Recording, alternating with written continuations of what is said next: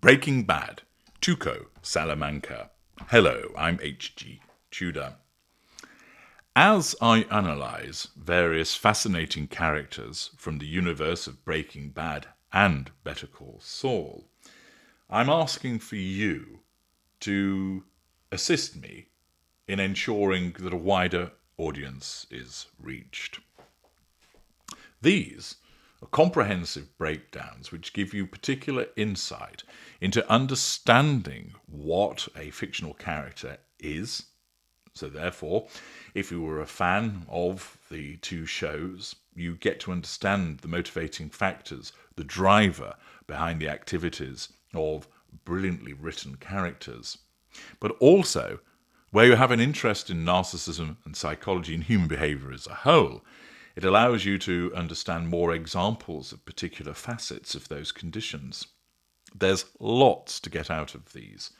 And in order to ensure that they receive a greater prominence and so that YouTube pushes them further, I would ask that you look to share the material in places where you think other people might be interested in watching these breakdowns.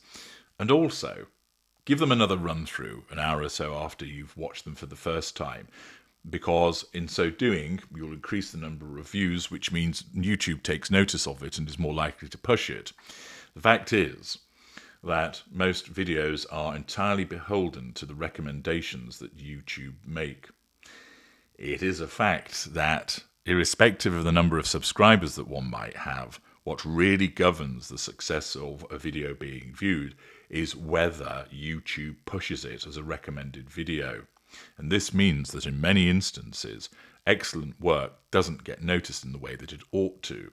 The way it gets noticed is that if there is an early take-up of people viewing it, then YouTube will push it further, meaning it will get noticed by more people, and therefore it will then get noticed even more because YouTube will keep pushing it. In order to ensure people benefit from this excellent material and that I keep producing it for you, particularly for those of you who aren't particularly interested in This One's Wife, it's important that this type of work is seen by more people. And therefore, I would appreciate it if you could give it another view to increase the overall viewing figures and to share it where possible. My thanks in advance. With that request made, let's have a look at Tuco Salamanca. He's one of the most volatile and memorable characters in the Breaking Bad universe, encompassing both the original series and its prequel, Better Call Saul. Portrayed by actor Raymond Cruz, Tuco is a high-ranking member of the Salamanca drug cartel, known for his explosive temper, erratic behavior, and unbridled violence. As the nephew of Hector Salamanca and a key figure in the family's criminal operations, Tuco's actions drive significant plot points in both shows, often serving as a catalyst for chaos and conflict. His appearances, though relatively brief compared to central protagonists like Walter White or Jimmy McGill, Saul Goodman, do leave a lasting impression owing to their intensity and unpredictability. In Breaking Bad, Tuco first emerges in Season 1 as Walter White's initial major contact in the methamphetamine trade. He represents the raw, unfiltered underbelly of the drug world, impulsive, paranoid, and dangerously unstable. Episodes like Crazy Handful of Nothing and Grilled showcase his dealings with Walter and Jesse Pinkman, culminating in high-stakes confrontations that highlight his psychological instability. In Better Call Saul, set years earlier, Tuco's backstory is fleshed out in episodes such as Uno, Mio, and Gloves Off. In those episodes, we see him interacting with characters like Jimmy McGill and Mike Ehrmantraut, providing deeper insights into his family loyalty and street-level operations. It seems to me that Tuco fascinates viewers because he embodies a whirlwind of maladaptive traits that suggest underlying personality disorders. His behavior oscillates between moments of superficial charm, explosive rage, and cold indifference. Tuco's drug use, particularly methamphetamine, exacerbates his traits, making it challenging to separate innate personality from substance-induced states. Methamphetamine can induce paranoia, aggression, and grandiosity, mimicking or amplifying existing personality disorders. In Breaking Bad, his meth snorting directly precedes violent outbursts, suggesting a symbiotic relationship between his psychology and addiction.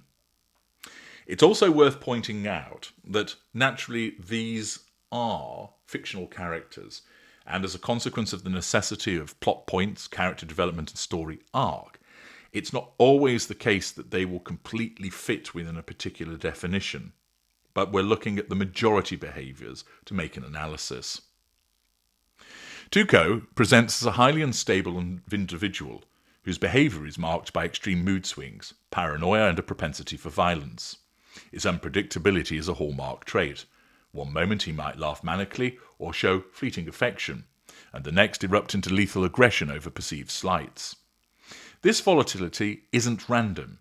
It's triggered by threat.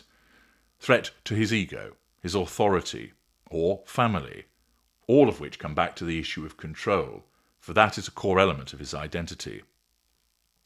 In terms of cognitive functioning, Tuco appears to operate on a primitive, instinctive level, with limited impulse control and poor foresight. His decisions are reactive rather than strategic, contrasting with more calculated cartel members like his uncle Hector or cousin Lalo. For instance, in Better Call Saul's Glove Off, Tuco assaults Mike Ehrmantraut in broad daylight after a minor car incident, despite the presence of witnesses and potential police involvement. This act demonstrates a disregard for consequences, prioritizing immediate gratification of anger or fury over long-term survival. Emotionally, Tuco shows a narrow range. Rage, suspicion, and occasional jubilation, often tied to power displays or drug highs. Empathy is conspicuously absent. He inflicts pain without remorse, viewing others as an extension of his will or obstacles that are to be eliminated. Yet, despite this, he exhibits fierce loyalty to his family, particularly to his grandmother, Abuelita, and Uncle Hector, suggesting a selective attachment rather than global callousness. In Mio, when scam artists Cal and Lars Lindholm insult Abuelita by calling her a biznatch, Tuco reacts with unbridled fury, dragging them into the desert for torture. This protective instinct hints at a distorted sense of honour, where family represents an extension of self. Socially, Tuco navigates the criminal world through intimidation and brute force, lacking the charm of high-functioning manipulators. His interactions are transactional. Subordinates like No-Dos and Gonzo are tolerated only as long as they affirm his dominance. Paranoia permeates his worldview, fueled by the high-stakes drug trade and his own substance abuse. In Grilled, he kidnaps Walter and Jesse, convinced they're DEA informants, proclaiming, "I can see the future, you know. It's this gift that I have deep inside my head.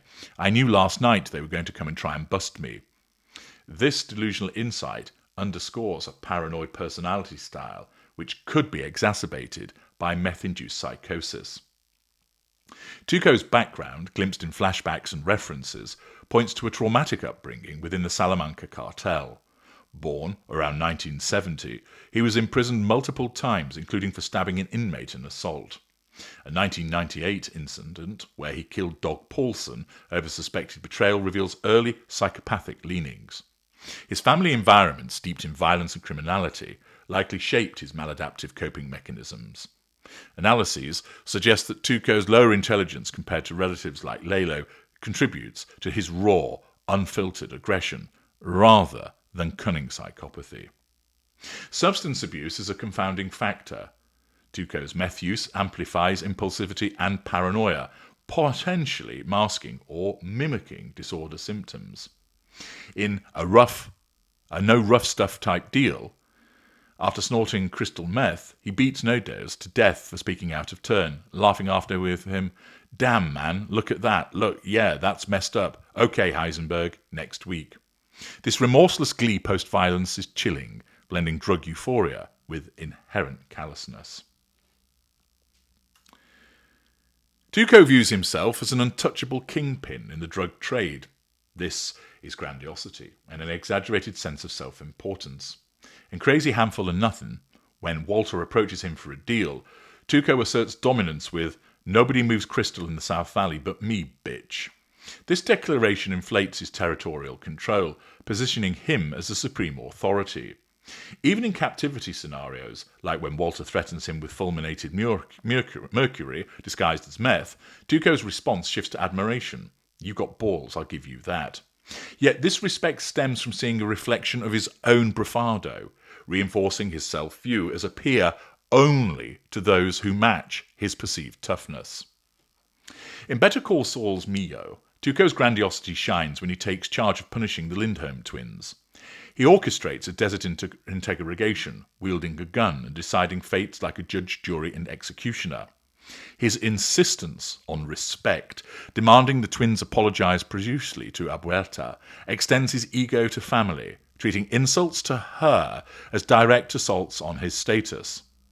This behavior aligns with narcissism, with the belief in special status, where Tuco sees himself, and by extension, his kin, as above ordinary rules, and furthermore, exhibits the fact that he regards people as an extension of himself.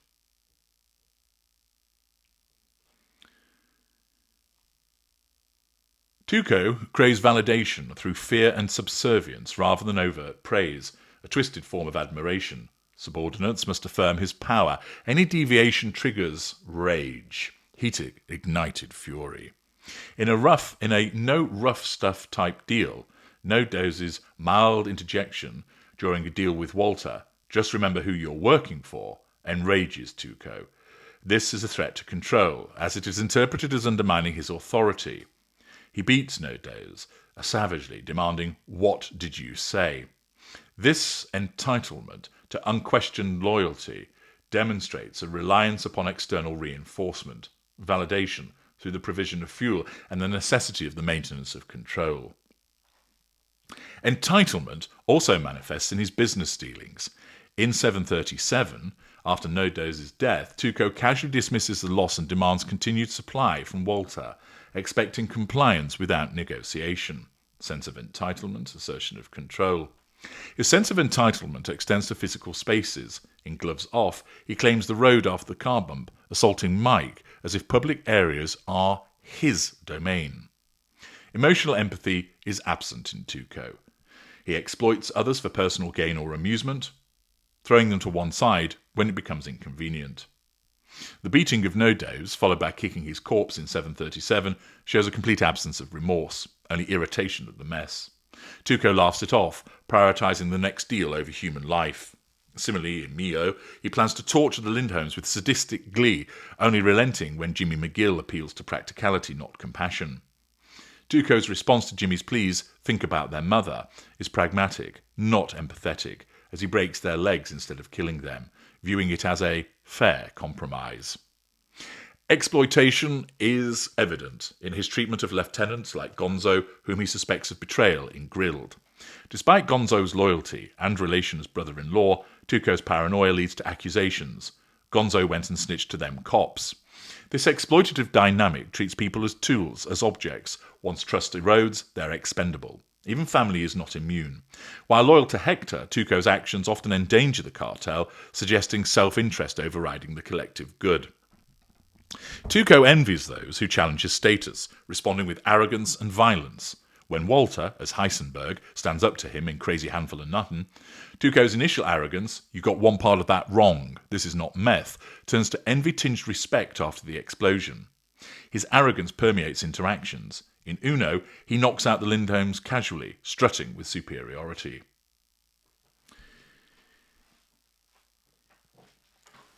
His impulsivity stems from lower cognitive control, differentiating him from high-functioning individuals like Gustavo Fring, who we will be examining in due course. It's clear that there is a core personality disorder by virtue of narcissism, with meth likely amplifying his grandiose delusions when he claims prophetic visions in the episode Grilled. Tuco certainly meets the grandiosity, entitlement, lack of empathy, the necessity of the application of control, a lack of accountability, haughty dismissiveness and manipulative behaviour that fits with being a narcissist. What about the consideration of psychopathy? Well, psychopathy encompasses affective, i.e. lack of remorse, shallow emotions, interpersonal, superficial charm, manipulation, behavioural, impulsivity and criminal versatility, and antisocial traits, poor behavioural controls. Tuco certainly scores high in many areas as a consequence of his volatility and drug dependence, but this may suggest secondary psychopathy, being environmentally influenced rather than innate. Tuco's charm is rudimentary and short-lived, often a veneer before violence. In Gloves Off, he initially engages Mike politely after the car incident, smiling and saying, "Hey man, you okay?" before escalating. This superficial affability lures victims, but it's not sustained in the way that a pure psychopath would. Lying is opportunistic. In Grilled, he fabricates DEA conspiracies to justify kidnappings, but his lies lack sophistication. They're driven by paranoia rather than cunning. The lack of remorse or guilt is Tuco's strongest psychopathic trait. After killing Nodos in a no rough stuff type deal, he shows no guilt, casually remarking, "That's messed up," and moving on to business. In 1998, he murdered Dog Paulson without apparent regret. Even family-related violence lacks remorse, where in 737 he kicks Nodos' body in a dismissive way and is not mournful. Tuco's emotions are intense but fleeting. They lack depth. Joy from violence is superficial, as in laughing post-beating. Callousness is rampant. In Mio, he prepares to flay the Lindholms alive, deriving pleasure from their fear. His empathy deficit also extends to innocence, beating Jesse with a money bag in Crazy Handful of Nothing, ignores suffering, focusing on dominance. Tuco relies on the cartel structure, exploiting family resources without independent sustainability, demonstrating a parasitic lifestyle. Behavioural controls are abysmal. Meth snorting triggers uncontrolled rages, like assaulting Mike, despite the attendant risks. In Grilled, he shoots at shadows in paranoia, endangering everyone. Impulsivity defines Tuco. In a no rough stuff type deal, a minor comment leads to fatal violence without forethought. His drug use is irresponsible, prioritising highs over operations. Criminal history, stabbings, assaults, shows versatility, but poor planning, leading to imprisonments. There's early behavioural problems and juvenile delinquency, which is implied through family involvement. As a Salamanca, early exposure to crime likely fostered antisocial traits. References to the 1998 killing suggest long-standing patterns. Tuco's crimes span drug dealing, murder, assault, and kidnapping. He never accepts blame shifting, projecting onto others, for instance, blaming Gonzo for snitching. The fact is that the family loyalty and emotional outbursts that he exhibits differentiate him from true psychopaths. He's reactive, lower functioning. This is a consequence of cognitive ability and drug factors. He aligns with psychopathy with regard to his remorseless violence and his impulsivity, evidenced by killings like Nodos and Paulson. But his volatility points more towards sociopathy as opposed to psychopathy. To my mind, Tuco is clearly a narcissist. This explains his rampant sense of entitlement, absence of accountability, his grandiosity, and that there is some aspects of antisocial behaviours which account for the remorselessness and the callous behaviours that he engages in. Family loyalty tempers pure psychopathy, suggesting attachment capacity. On the one hand, we have the remorselessness of the psychopath, but then the impulsive emotional aspects more often seen with the sociopath. In effect, Tuco is certainly a narcissist, and one would see secondary ASPD behaviours most likely leaning towards sociopathy rather than psychopathy. And therefore the conclusion would be that Tuco Salamander is a narcissist with sociopathic traits. I'm H.G. Tudor. Thank you for listening.